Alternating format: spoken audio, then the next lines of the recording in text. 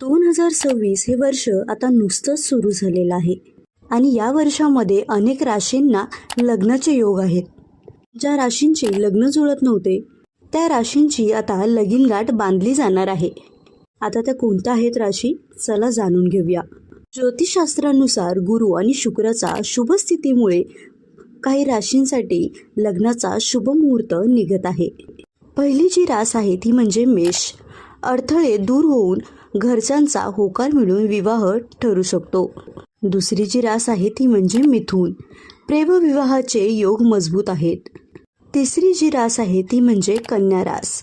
योग्य जोडीदाराची भेट होईल आणि वर्षाअखेरीस लग्नाची शक्यता आहे. चौथी जी रास आहे ती म्हणजे तुळा रास. जुनी अडचण संपून नवीन नात्याची सुरुवात होईल. आणि शेवटची आणि पाचवी जी रास आहे ती म्हणजे कुंभ. अचानक विवाह योग होतील.